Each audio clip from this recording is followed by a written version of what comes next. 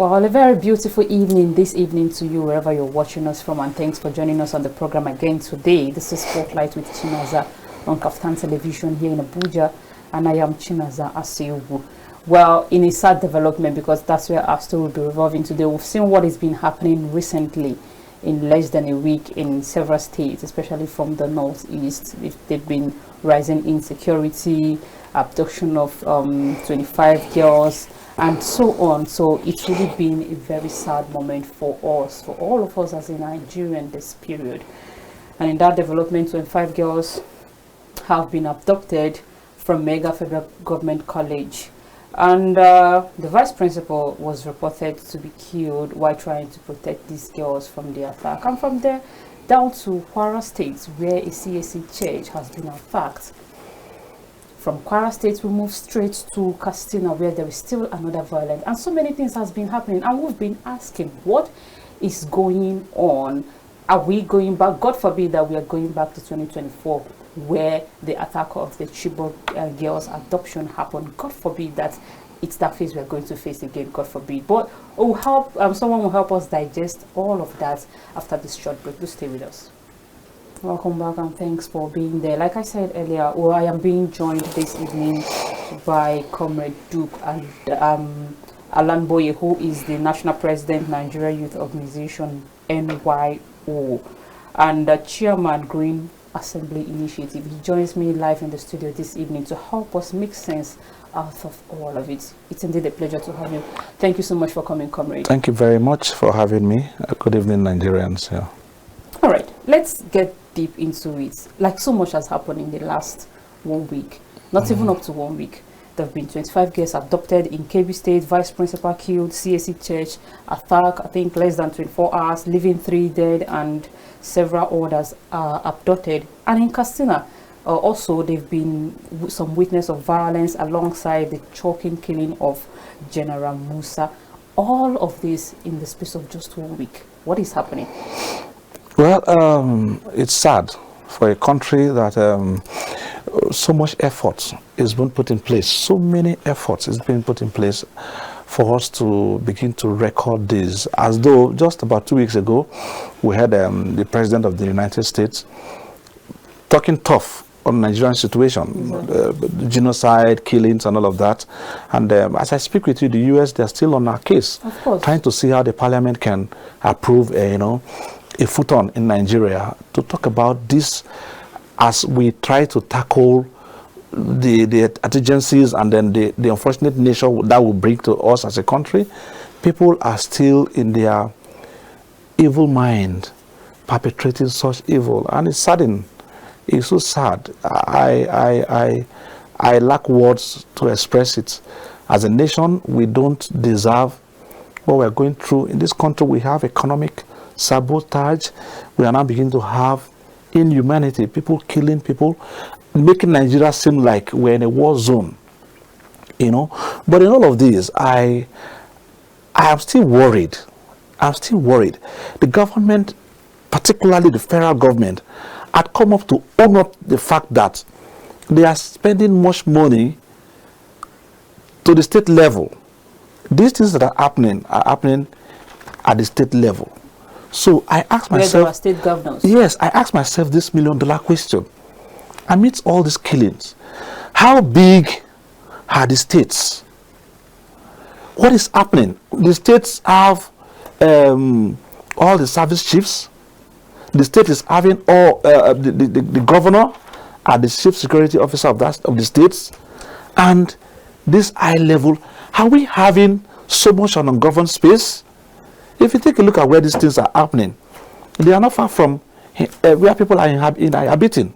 So the question still lingers in my heart. Messi, I can't tell you for free that I'm confused. So many advocacies are going on. So my mind takes me to one point. Is this politically motivated? I had an analysis this morning from a mother station where people begin to take this analysis as far back as the Jonathan era, where a language was used, it was visually forced out of office. Because it was like a do or die affair. Jonathan must leave office. And then what happened? Lot of protests, lot of undermining factors sprang up in our country. The advent of banditry, kidnapping, bombs in this country, all for Goodluck Jonathan must go. So I begin to feel that this is the ripple effect.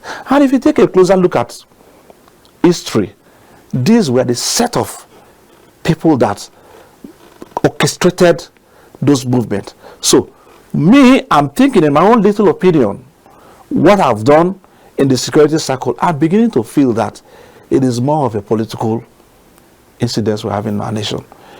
We cannot say that economy is driving people so crazy. We cannot say that imbalance of dividends of democracy is driving people so crazy this way. I want to feel that something fundamental is wrong. On this show, in the last 2 to 3 weeks, we've not moved away from discussing insecurity, not because we enjoy discussing it, because we understand that security is a national issue. There is no country that can thrive without adequate security. Businesses won't function, companies won't operate if there is no adequate security. So that is why it's an issue of concern. It's not like there are other things that it's not like other things are not happening. There are still political, but I am worried because if this cycle continues like this, at the end of the day, everybody will begin to feel the heat. Now, everybody is feeling the heat. Everybody is feeling the heat. Of course. Of course. Let me tell you, if you look at the northern states, I could remember a month ago, I could remember vividly all northern governors, stakeholders came together in Kaduna, still for the purpose of solving insecurity in the north. What are the methodologies to apply? Are we saying that these movements, these conferences, this summit they do, is it just a walkover? As a matter of fact, the Senate has gone for one yesterday. Do you understand? For an emergency summit is done. So I think that it is high time we sat up. There's no more. If you look at the sophisticated moves by this bandit, you will know that we are aback. A lot more needs to be done in this country. A lot more needs to be done. When you say a lot more, you equally said a lot has been done. The advocacy has been made. Yes. Military has been funded. We saw the 2025 budget. Now, we saw how much was allocated. It's one-sided. It's one-sided. I am seriously involved. Now, let me tell you. Last year, we have had the National Security Summit, a summit that brings together stakeholders and youth leaders in the country. We wrote to ample of governors.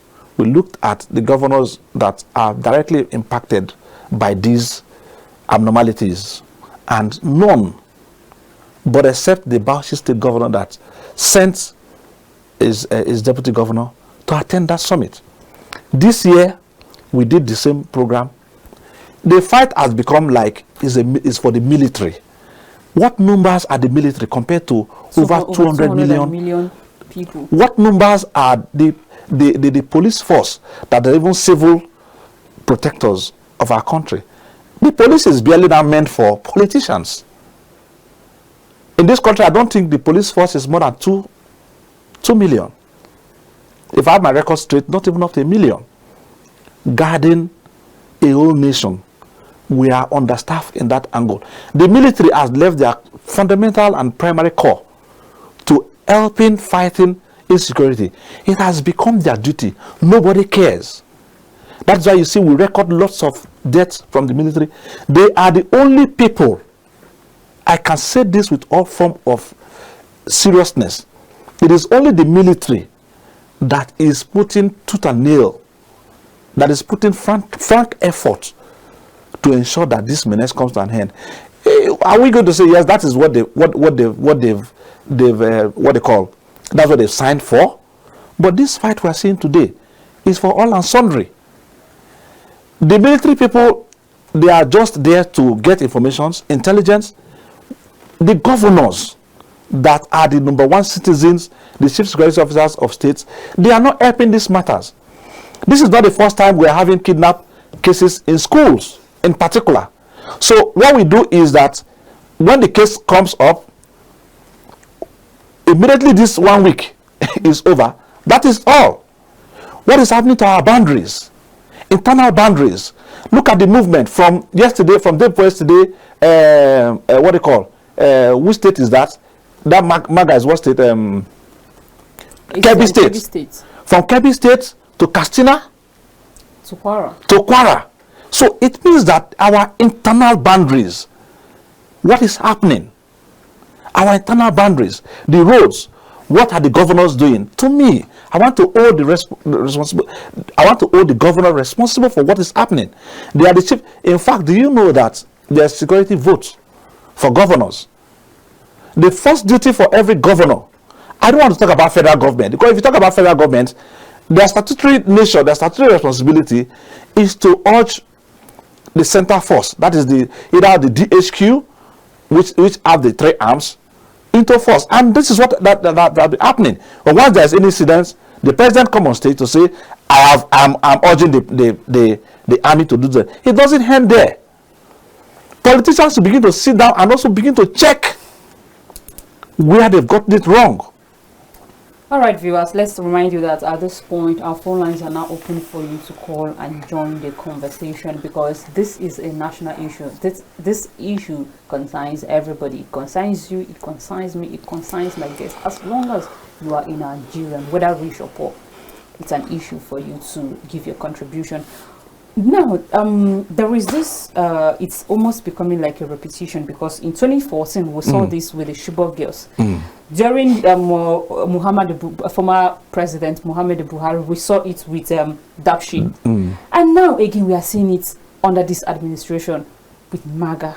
What is really happening? Is this going to be like a continuous, is it trying to become a norm in this country that every administration there must be a sort of maybe a kidnap from like an adoption from schools? It's quite unfortunate, and I feel so pity for the incidents that is being directed to that target.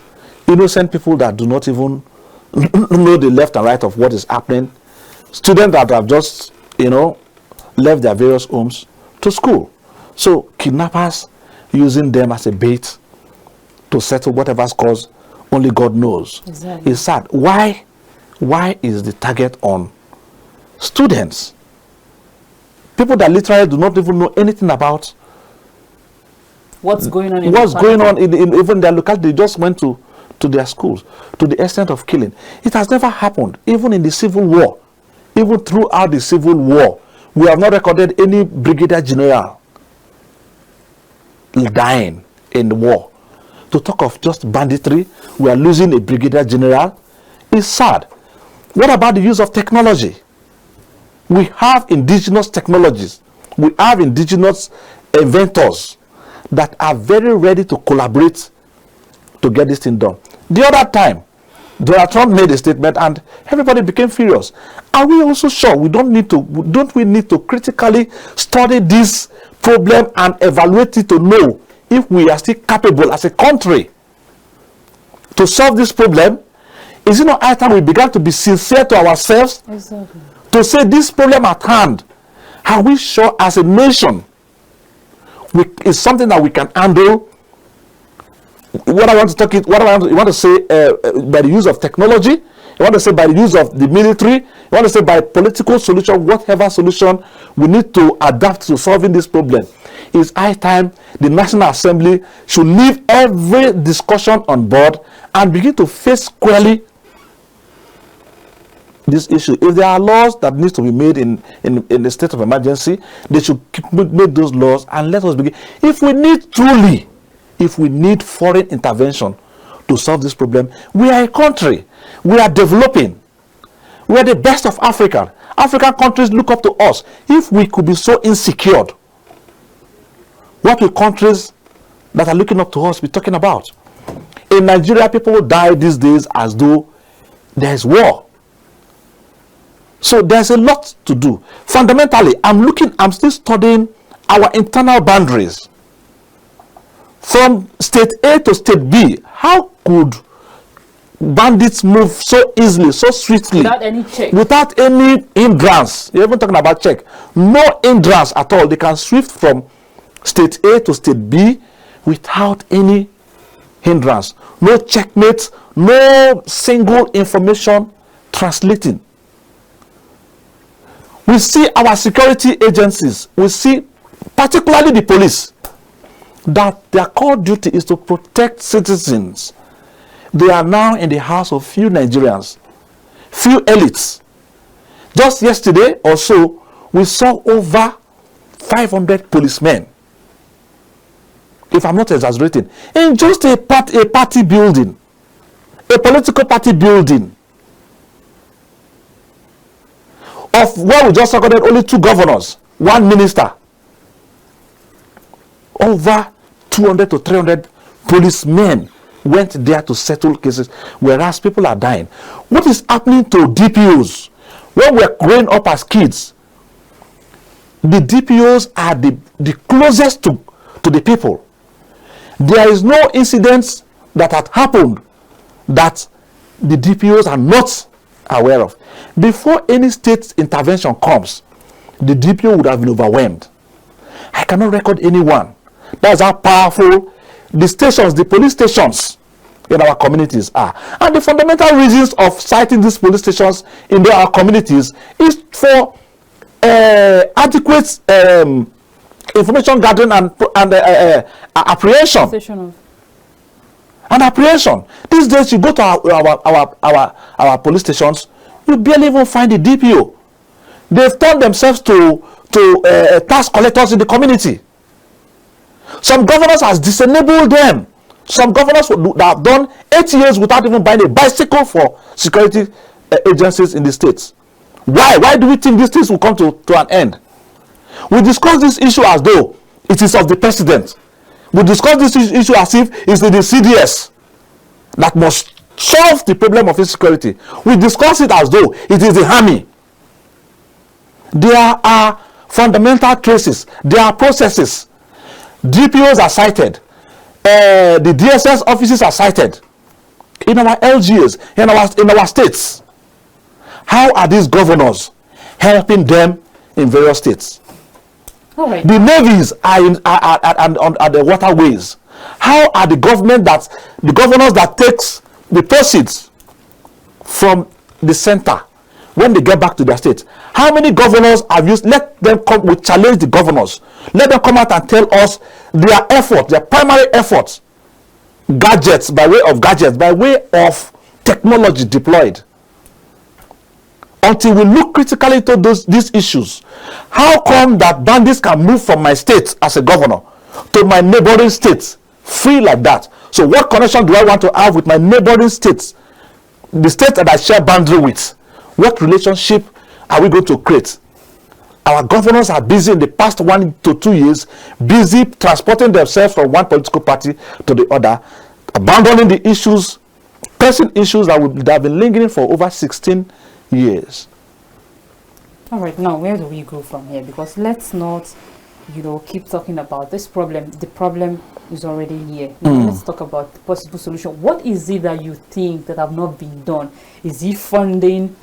Is it because we could remember that at the time there was we don't even know what happened or what has happened to the Safe School initiative that was invented under President Goodluck. Billions and thousands of dollars we are sent to federal government on that, but nobody's giving an account of that. Mercy. Now we are here.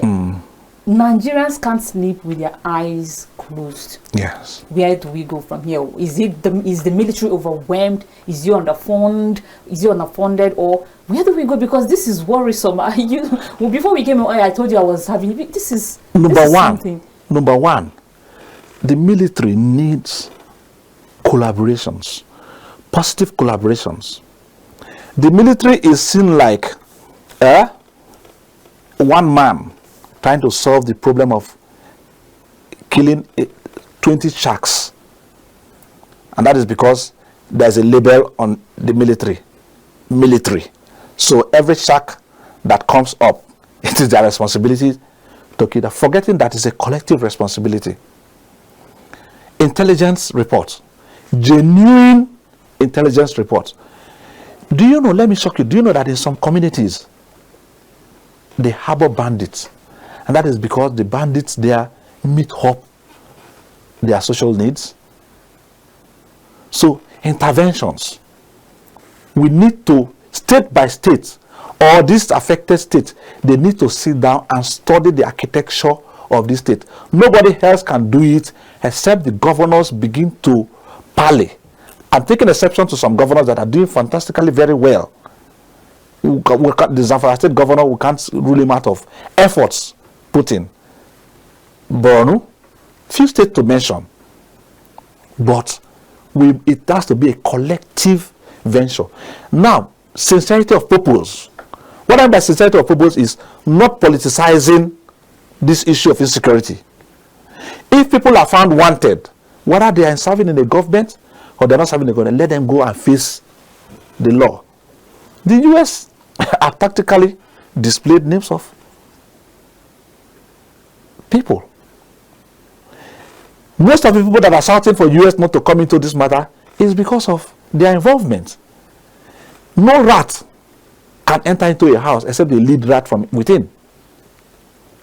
Meaning that, so at this point, until Nigeria needs the US we need a neutral entity that will look critically into what is happening in our country and give it a name, and we must diligently answer that name for the purpose of solving this problem. Where are they getting this equipment they are using? The ammunition that they use, are they buying it in Nigeria? Do we sell ammunition in this country? What about our borders? Let me give you a close instance that will shock you. Since 3 or 4 weeks ago, in collaboration with the National Border Commission, we have written to 21 states. The outgone CDS, General Musa Christopher, retired, was leading us to have that summit. We took a look at these issues. We identified external boundary problems. So what I mean is that the bandits have free flow to move out of Nigeria. Of course, and it's been reported that and come into Nigeria. 2,000 borders. So that was why the former CDS had that program, African CDS Summit, where they discuss all of this. But again, this is a close example, a very recent example. Movement from, we are talking about Kebbi, less than 72 hours. It has happened in KWARA. It has happened in Castina. So there is also internal boundary issues where our internal boundaries are not checkmated. We don't have security men now manning those points. We don't have technologies in those points. When Amaechi was governor in Rivers State, Amaechi did a program what they call C for I. So less human intervention, but as you're entering Rivers State from Delta State or from Bayelsa, technology that covers you from a far distance, it screens every car that comes in. That was how Amaechi tackled kidnapping along that east-west road in his tenure. If he could do that, why are we not critically looking at applying technology? So we have to also look at technology, resounding technology. We must call our technical crew, our technicians, our scientists in this country to sit together with the military to see how we can solve this problem. Localize our technology and ensure that it is capable of solving the problem. Let it do mistakes and let it be reinvented until we get it right. If the fear of deploying foreign technology is for data protection, good and fine. I agree with the experts on that field. But we have local inventors that they can sit with them. We've had presentation with the military. The military understands what is going on. What they need is that political support to say that you had former DSS director was talking on the mother station. He said they got the names of people involved. They made a lot of research. People know were written out, but the political will was not there for them to execute. So what do? You back off. It's been alleged over time that the rising insecurity in this country is politically motivated. So now, But then, under this current administration or government of the day, do you think that sincerely, if the government want to tackle insecurity, they are unable to? Do you think the insecurity, because we see cases where they say there is peace talk. How does it sound to say that there is peace talk between banditry, terrorists, insurgents, with people? Like, how does that sound? But do you think if this government wakes up one morning and sincerely wants to deal with insecurity, that it's beyond them? Do you think it's beyond the government? Yes, I mentioned sincerity of purpose. So this is what I mean. We must be sincere with the outcome. It's not enough for people to just die in Kebbi, and then the president, I heard that the vice president is there. But please, to do what? To do what? To commiserate with the family. And in the next 1 week, it will be off. I also want to urge you people. In fact, when you called me for this discussion, I was glad, because when I said what is the topic, I was thinking you wanted me to come and talk about PDP. I would have said that this is one of the insensibility of the media. The media should leave every other thing, and for 1 month, if every media, every newspaper concentrate and forget about every other thing and begin to put spotlights, that's of course that's the program I'm sitting there, even begin to spotlight this issue in 1 month, every newspaper, every media houses hammering on that, I think it will redirect the government. If this government, out of every problem we have, solves insecurity, it has done a lot. But again, what do we mean by this government? The federal government alone cannot do it. Federal government is seated in FCT. FCT is not boiling. These issues are happening. But yet, the ripple effect is duty of the government is to protect lives. So there's fundamentally the presidency needs to call the state governors not to take tea. But what they do here is they come to Abuja, they take tea, it's funny that the Senate has gone on summit yesterday for security. This is not the first time. This has happened over and over again. I said, and what has been the most sincerely, you heard Senator Ndume shouting months ago that we must sincerely discuss this issue. Okay, so a family have 10 children and they keep dying, and then the father and mother will sit down and see their children dying. It's not true. They will have to sit down and squarely discuss what is the cause of this problem and how do we solve it. Nigerians, is high time we told ourselves the truth. If we can still maintain, like you really asked, if we can still maintain solving these issues, I seriously believe the Nigerian military have what it takes to solve this problem. You don't think they're overwhelmed? They are not overwhelmed. The military can never be overwhelmed. What they need is a political backup. What they need is execution. This intelligence is not today. These things that are happening, they are not new. We've counted 3 cases in 3 different regimes. We've counted 3 cases. Chibok girls, the other one, and then this one. So it's not new. And there are intelligence reports to allow the military also take out those actions is one other thing.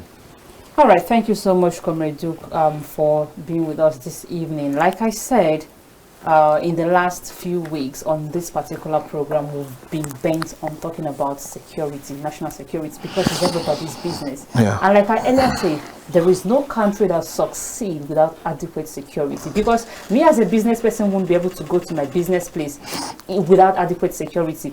Manufacturing companies won't be able to operate if the security is not in check. So this is a priority, and that we must tackle. And before I go on to the federal government, the only promise and the only thing Nigerians are demanding from you is security, to be able to move around freely. And that's the mandate you've given these same people, to protect their lives and their properties. And today, Nigerians can't even sleep with their eyes closed. Our girls are being apprehended.